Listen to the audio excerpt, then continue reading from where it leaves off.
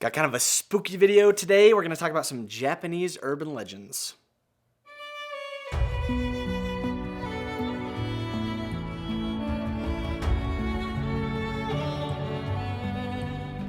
What's interesting is maybe not a lot of people knew this, but Japan is pretty famous for its urban legends. Everywhere has urban legends. I find them fascinating, as I find everything fascinating. But specifically, I want to concentrate on some of these today because I think you'll find as you're listening to them, there'll be a lot that maybe you've heard referenced before or inspired other urban legends. Another interesting thing is that sometimes these legends do include folklore, old folklore, and sometimes they don't. So, without further ado, let us read. Meiji era? I thought I knew how to say that. Meiji. Okay. The first one I want to talk about is Akamanto. And Akamanto is a red cape, is what that means. It is a spirit that lives in the bathroom, specifically usually at the last stall in the female bathroom. It wears a red cloak and mask to hide its face, and while you're doing your business, it asks you if you want red or blue paper. If you answer red, then Akamanto will lacerate you or stab you to death. If you answer blue paper, it will strangle you or suck all the blood out until you're dead. So kind of a creepy legend there. The next one is called Teke Teke. Teke Teke was a young girl or woman who fell on the railway, on a railway line, and she was cut straight in half by the train that passed over her. But Teke Teke continued to walk around actually on her hands. She would crawl and drag her torso. Teke Teke is one of the vengeful spirits of these Japanese urban legends. Several of them are known as vengeful spirits. She carries around a scythe or giant knife to slice others in half, exactly as she has been sliced in half. Teke Teke is the sound that she makes as she pulls herself along the ground. The next one I would like to talk about is called Kure Kure. And Kure Kure it means wiggling or wriggling body. This one's just different and interesting. On hot summer days, far away in the distance, you'll see a white strip of paper or sheet that moves in the wind. And this is especially important because it happens on days without wind. If you get close to this sheet or moving piece of paper, the closer you get, the less in touch with reality you get, apparently, until if you touch it, you go fully insane. There is an urban legend called the Kuchisaki Onna, which means the slit-mouthed woman. Her legend goes like this.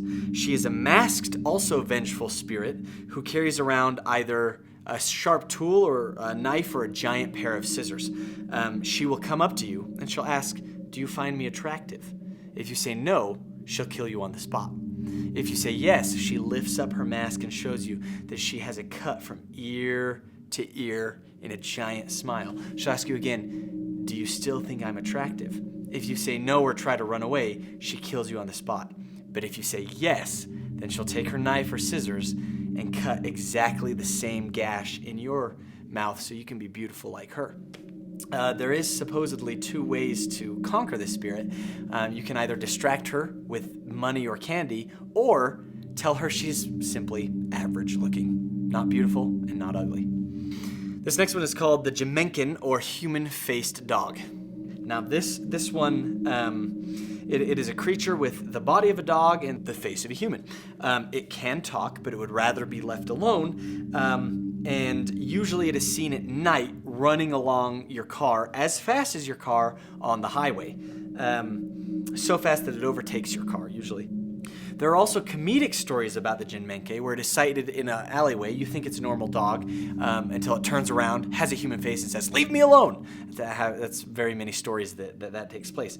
The backstory is apparently either it's a genetic experiment or it is the ghost of a human hit by a car while walking its dog. Okay, so the Kokuri is a game that was popular back in the Meiji era. I don't know exactly how to say it. Sorry, I didn't look that one up. This era, though, was October 23rd, 1868 to July 30th, 1912. This game is very similar to another game you've heard, which is the Ouija board. The Ouija board was first sold as a children's game, And this game was similar. You would write hiragana characters and place a coin to spell them out, much like the planchette of the Ouija board. Now, the legends about this game is that it was haunted and that it would give the date of your death if you were looking at it. Or if you did not say goodbye to the spirits or throw away all the utensils you used for the game, that misfortune or death would befall you. Okay, I want to talk about Inokashiri Park, which is a park in Tokyo. This park has a lake. In this park is a lake known as Inokashira Pond. And in this park, there is a shrine to the goddess Benzaiten.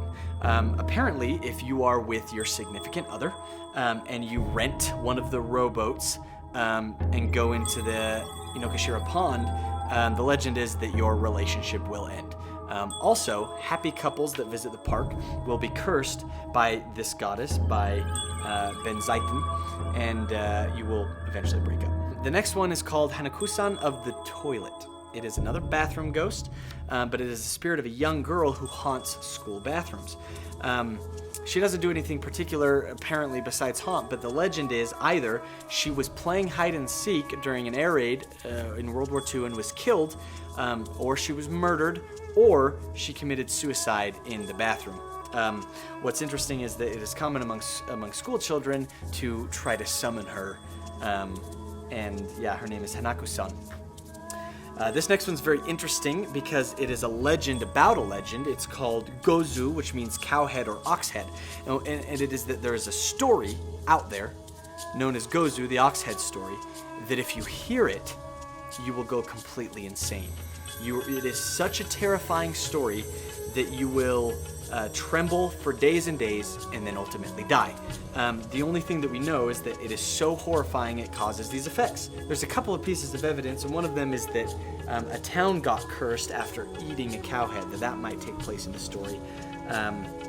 It's actually interesting because there is a Ukrainian folktale about a woman who receives good fortune after feeding a disembodied ox head that comes and visits her door. So there could be a connection there. The last one I want to talk about is a Kleenex commercial that is apparently cursed. You may have seen it.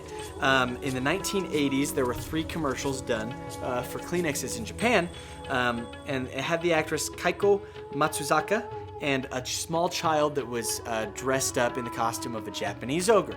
Now, there's a lot of different legends about this particular commercial, but apparently it is cursed, and that if you watch it at midnight, something will happen.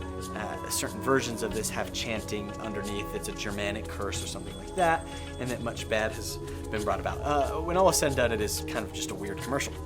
So that is a collection of some of the urban legends of Japan. I would like to do some more in the future, maybe about more Japanese urban legends or urban legends of a different part of the world. But thank you for coming to this spooky episode, and I will see you again in another world.